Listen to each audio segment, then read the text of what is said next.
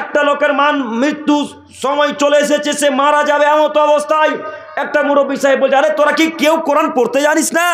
আর একটা মহিলা বলছে, তোরা কি কেউ কোরআন পড়তে জানিস না? তখন একটা মহিলা বলছে, আরে আমি জানি। তখন ওই মহিলা বলছে, কোরআন পড় না রে, সূরা ইয়াসিনটা তোর বাপের কাছে পড় না। বলে না, সূরা ইয়াসিন তোর বাপের কাছে পড়, তোর বাপ যে মারা যাচ্ছে এখন, তোর বাপের কাছে যদি সূরা ইয়াসিন পাঠ করিস তাহলে তোর বাপের মৃত্যু একটু কষ্টটা কম হবে। এ কথা আমাদের গ্রামের মা ও বোনেরা বলে। এতটুকু যদি বিদ্যা থাকতো, এতটুকু যদি আমাদের জ্ঞান থাকতো, তাহলে আমরা সূরা ইয়াসিন পাঠ করতে বলতাম না, আমরা বলতাম এই যে লোকটা মারা যাচ্ছে, এই লোকটার পাশে গিয়ে বলো লা ইলাহা ইল্লাল্লাহ। তবে লোকটাকে বলতে বাধ্য করতে পাবেন না।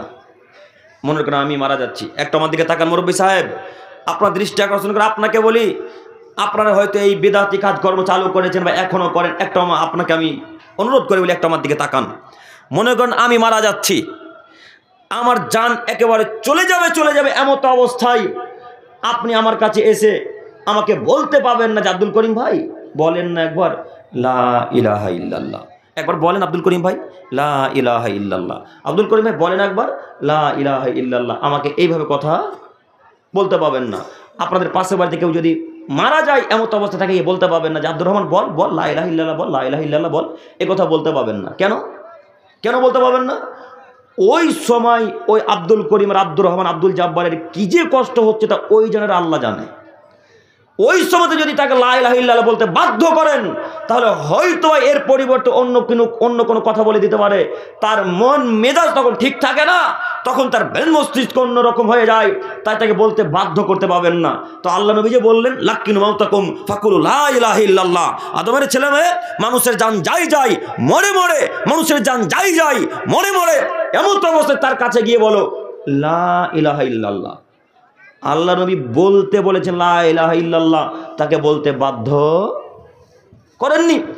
আপনার লা ইলাহা ইল্লাল্লাহর সাথে সাথে যদি আব্দুল করিম আব্দুর রহমান আব্দুর রহিম যদি একবার লা ইলাহা ইল্লাল্লাহ বলে দেয়, ফাতাদখুলুল জান্নাহ, সে জান্নাতে চলে গেছে। আব্দুল করিম সাহেব এতদিন যে নামাজ পড়লো না, এতদিন যে শিরক করলো, এতদিন যে বেদাত করলো, কি করেছে না করেছে সেটা ভিন্ন বিষয়। আল্লাহ নবী বলছেন মৃত্যুর পূর্বে কেউ যদি একবার লা ইলাহা ইল্লাল্লাহ বলে দেয় ফাদা খালাল জান্নাত, সে জান্নাতে চলে গেছে।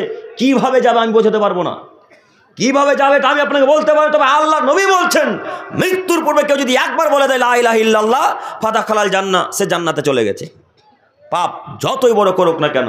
সম্মানিত তিনি ভাই, এখানে একটা কথা মনে রাখবেন, যখনই কোনো মানুষ লা ইলাহা ইল্লাল্লাহ বলে দেয়, তখন যত প্রকারের শিরকি কাজকর্ম আছে সব শিরকি কাজকর্মগুলো কি হয়, কেটে যায়। কথা বুঝতে পারছেন কি?